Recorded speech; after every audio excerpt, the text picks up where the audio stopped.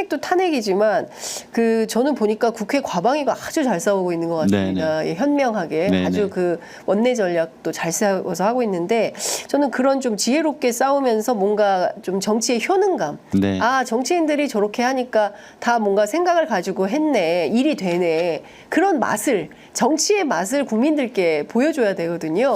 그런 부분에서 씹고 뜯고 예, 예. 맛보고 즐길 수 있는 정치의 맛을 국민들께 줘야 되는 게 바로 정치인들의 몫이 아닌가 싶습니다. 맞습니다. 예. 그런 면에서 최소한 1년 동안은 네. 전 상임위를 야권에서 가져왔어야 된다 이렇게 생각하고 있습니다. 지금 과방위나 운영위 법사위 같은 경우는 민주당의 의원들이 네, 네. 상임위원장을 하기 때문에 네. 그러한 현안 질의나 청문회나 실질적으로 국민들의 답답한 것들을 진실을 드러내가는 과정 이러한 것들이 싸움이 가능한데 네. 여러 가지 현안 특히나 이제 정무위도 똑같습니다. 네네. 지금 권익위 문제나 그 독립기념관 관련된 문제도 정무위 사안인데 실제로 회의가 안 열려요. 그리고 여야 간사 합의를 통해 가지고 회의를 열어야 되는데 상임위원장부터 여당의 간사가 그것을 딱 틀어막고 있기 때문에 진행이 안 돼서 네. 다음 절차로 가지를 못합니다. 그래서 답답한 게 이제 산자위도 마찬가지고 7개 상임위는 거의 막혀 있다고 보시면 됩니다. 그래서 저는 민주당 의원들이나 네. 야권의 의원들이 이러한 것들도 뚫어 나가기 위해서 더 함께 머리를 맞대고 모색을 해야 된다. 그러니까 지금 저는 분열이 상책이 아닌 것 같습니다. 네네. 그러니까 범야권이 정말 똘똘 뭉쳐서 맞습니다. 하나의 좀 단일 전선을 만들어서 아니 지금 이게 말이 됩니까? 아니 세상에 어느 나라 공직자입니까? 어떻게 일제강점기 우리 선조들의 국적이 일본이라고 나와서 아무렇지도 않게 이건... 이야기를 하고 세상에 독립기념관장이라는 사람이 1945년 8월 15일이 광복절인지 아닌지에 대해서도 답변하지 아니하고 이걸 우리 국민들이 봐야 됩니까? 세상에 이게 있을 수 있는 일입니까? 의원님 2024년에 전 세계는 도대체 미래 먹거리 어떤 산업으로 재생에너지를 통해서 미래를 어떻게 가져갈 거냐 이 지구의 끔찍한 환경과 문제다. 이 문제들을 어떻게 돌파할 거냐, 우리 아이들의 미래를 어떻게 보장할 거냐, 뭐 좀 이따 후쿠시마 오염수 얘기도 하겠지만 정말 답답한 게 너무 그거예요. 이런 것들이 해야 될 이슈가 너무 많은데 지금 우리가 1905년, 1907년 군대 해산, 1910년 대한민국이 멸망하고 이런 방식에 대해서 얘기를 해야 된다니까 얼마나 이게 답답한 일입니까? 사실은 이거에 단순하게 구한말에 맡겨가지고 지금 진도를 못 나가고 있어요. 윤석열 정권이 지금 무너뜨리고 있는 것은 지금 현재가 아니에요. 현재뿐만 아니라 미래까지도 다 망가뜨리고 있기 때문에 우리가 계속 이야기했던 기후위기나 AI 혁명, 그다음에 저출생, 지역 소멸 문제, 그다음에 노동의 재편 문제 이런 것까지 모든 문제들이 지금 해야 될 일이 태산인데도 아무 이야기를 못 하고 있습니다. 그리고 반윤석열을 어떻게 할 것이냐 이런 거에도 지금 심력을 소모하기 바쁘다 보니까 이게 정치가 이렇게 여기에 멈춰 있어도 되는가 이런 좀 근본적인 고민도 되고 있는 상황입니다. 그렇군요. 저희가 이렇게 뜨겁게 얘기를 하고 있는데 동접이 계속 떨어지고. 너무 이런 이야기가 오래 하면 안 됩니다. 네, 아니 근데 너무 이런 얘기를 해야 됩니다. 지금 제가 보기에는 뭔가 싸움의 기술이 좀 필요하다. 그리고 야권이 물론 더워서 뭐 그런 측면도 있고 임기 시작하자마자부터 지금까지 쉬지 못하고 계속 달려온 측면도 있지만 뭔가 새로운 돌파구를 마련을 해야 되겠다. 그러지 않으면 국민들이 너무 사는 게 힘들다라는 생각이 좀 듭니다. 그런 면에서 사실은 좀 걱정인 게 이제 정기국회에 들어가고 실제로 이제 국정감사 진행될 때 굉장히 역할 분담을 잘해서 현명하게 하지 않으면은 바로 이어지는 또 10월 재보선에 어정쩡하게 정치적인 균열이 일어날 수도 있어서 걱정입니다. 그렇겠어요. 그러면 10월 달 재보선 앞두니까 9월부터는 또 선거 캠페인 준비하셔야 될 거 아닙니까? 모든 당이. 그렇죠. 그렇게 되면 또 정치의 계절이 또 선거 국면으로 다가오고 정쟁만 하게 되는 상황이 되는 거예요. 제가 우려스러운 게 그겁니다. 그래서 야권 같은 경우는 뭐 민주당을 또 마찬가지고 조국혁신당도 마찬가지고 그러니까 당 차원에서의 고민은 있겠지만 큰 차원에서의 좀 연대 테이블도 같이 병행해서 했으면 좋겠다 아. 이런 생각을 가지고 있습니다. 네네네. 그런 제안을 좀 그 사회민주당이 하십시오. 네, 네? 저는 항상 이 이재명 이런 대표도 좀 취지에서- 만나고, 예. 네, 조국 대표도 만나고 해서 좀 연대해서 같이 갑시다. 네네. 네, 그런 얘기를 좀 적극적으로 작은 정당이 똘똘하게 하면 역할이 커지지 않겠습니까? 네, 더 그런 부분에서 네. 좀 고민하고 이재명 대표가 안 노력하겠습니다. 만나주나요? 아직은 제가 정치적 몸값이 크지는 않아서 네. 아니 그래도 뭐 자꾸 만나서 뭔가 만들고 모색하고 이게 정치 아닙니까? 네, 그런 네, 부분에서 정치는 이재명 대표나 무에서 조국 유를- 대표에 대한 네. 신뢰도 있고 네. 아주 적극적인 소통은 아니더라도 네. 지금까지 이어온 것들이 있기 때문에 제가 이야기하는 것은 단순한 당리당략의 문제가 아니라 네. 전체적인 정치의 변화 그리고 지금 국민들이 삶이 무너지고 있는 이 현실을 돌파하기 위한 네. 굉장히 좋은 예. 방안들을 같이 예. 모색하지 않으면은 예. 뭐 누군가는 승리 작은 승리는 할 수 있겠지만 민주 진보 개혁 진영은 함께 죽는다. 이런 절박함으로 움직였으면 좋겠습니다. 네. 그러니까요. 그래서 저는 작은 당이 오히려 아주 네. 기민하게 똘똘하게 새로운 아이디어를 왜냐하면 네네. 막 무겁지 않으니까요. 뭐 막 논의 과정이 복잡하지 않으니까 저는 작은 당일수록 새롭고 혁신적인 아이디어를 내면서 좀 정치의 새로운 돌파구를 만들어갈 수 있는 새로운 에너지를 네네. 만들 수 있는 그런 기대가 좀 있는데 실제로 사회민주당 내부가 어떤지는 전 잘 모르겠습니다.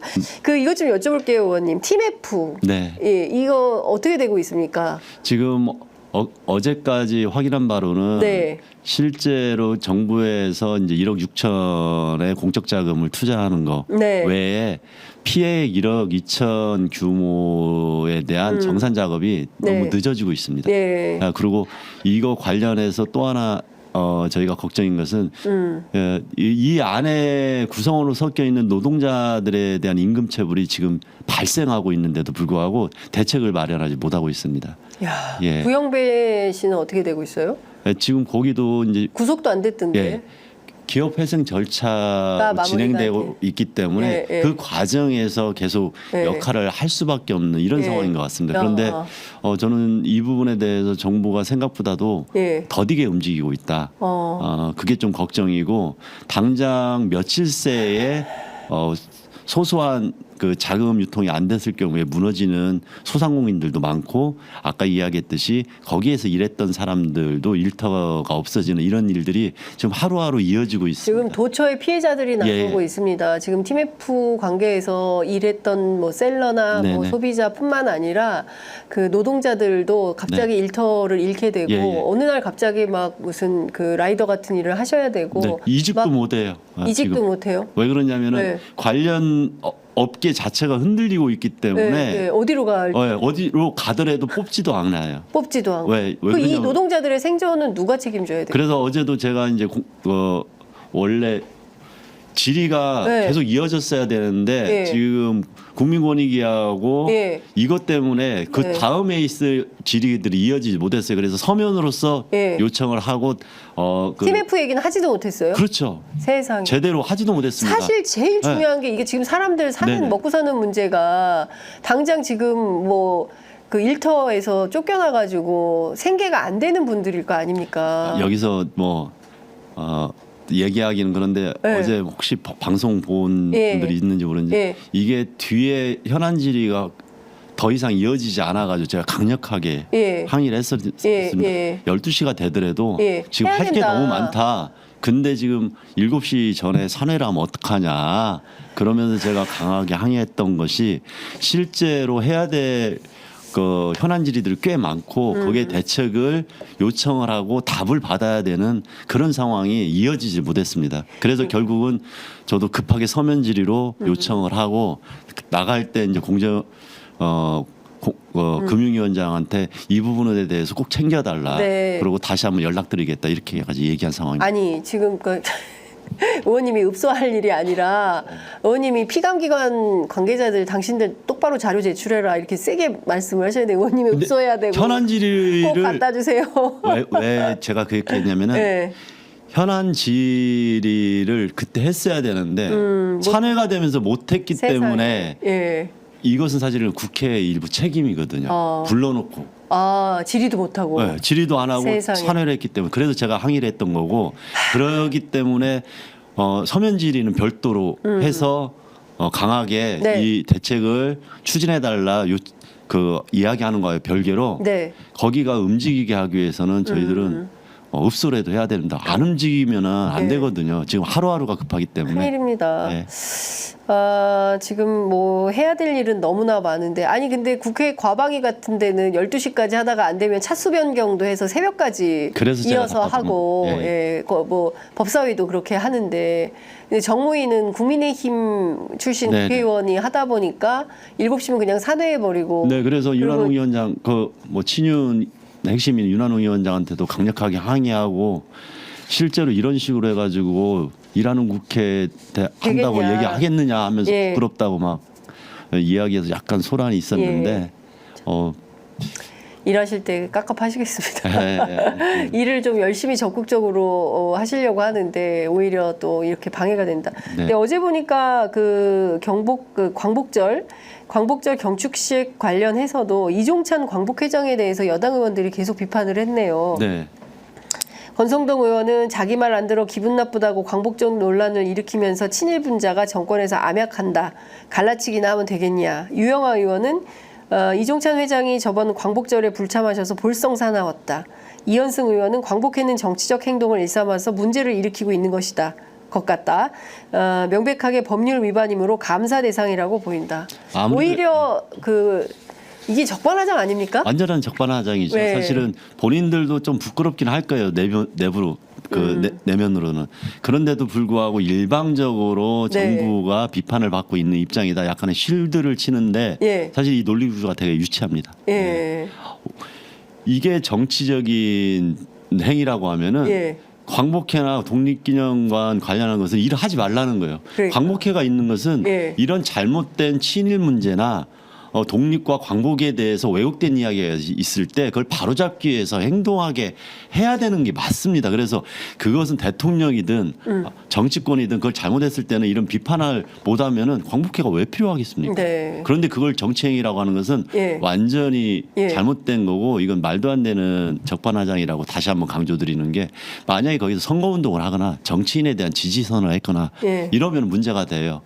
재향군인회가 예전에 그래가지고 그렇죠. 징계를 받은 적이 예, 예, 있거든요. 예, 근데 예. 광복회에서 나왔던 이런 발언들은 네. 제의를 제대로 한 거다. 네. 이렇게 보는 게 맞습니다. 예. 아유, 참.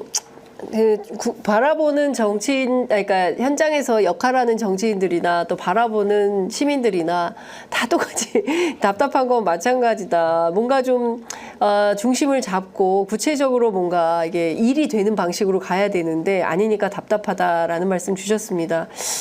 여전히 그럼에도 불구하고 한창님 의원님 화이팅. 예, 응원이 많이 달리고 있고요.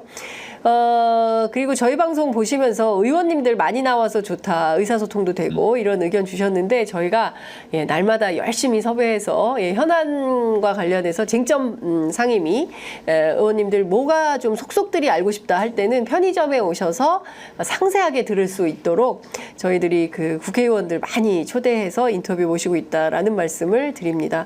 정말 화병이 납니다. 날씨도 더운데 이런 말씀도 주셨습니다. 지구온난화 너무 심각하다 이런 의견도 주셨고요.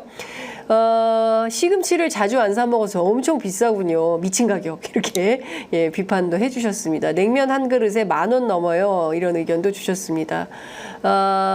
여러분들께서 함께 해주셔서 너무 장 기자님 기자들도 문제 아닙니까? 기자로서 한마디 하시죠. 기자들도 문제죠. 언론 보도 제대로 해야 됩니다. 지금 이 상황에서 그냥 그 중계 보도만 하고 있어요. 뭐뭐라면 뭐뭐라고 했다. 이것은 보도라고 할 수 없습니다. 그리고 홍보성 기사들, 정권에 무조건 아첨하는 그런 보도들 여러분들 걸러서 보셔야 될 것 같고요. 그래서 취재 편의점을 적극적으로 여러분들께서 함께 해주시면 더 좋은 언론 함께 만들 수 있다 이런 말씀도 드리겠습니다. 의원님 끝으로 한 말씀 듣고 마무리하겠습니다. 막상 정치 현실에 들어가다 보니까 국회는 생각보다도 더디게 움직입니다. 이런 답답함이 있고요. 그럼에도 불구하고 그냥 변명하는 게 아니라 이런 균열을 더 강하게 내면서 국민들과 호흡하는 그런 국회를 만들어가는데 저도 노력을 하겠습니다. 그렇기 때문에 국민들 답답하고 열불 나더라도 지치지 않고 건강 좀 잘 챙겨서 함께 빨리 윤석열 정권 빨리 종식하고 진짜 새로운 세계로 나아가는 문을 열었으면 좋겠습니다. 네. 아유, 그래도 국회에서 무슨 친일을 미화하고 망언이 나오고 이러진 않았으면 좋겠다라는 네네. 당부 말씀 끝으로 드리겠습니다.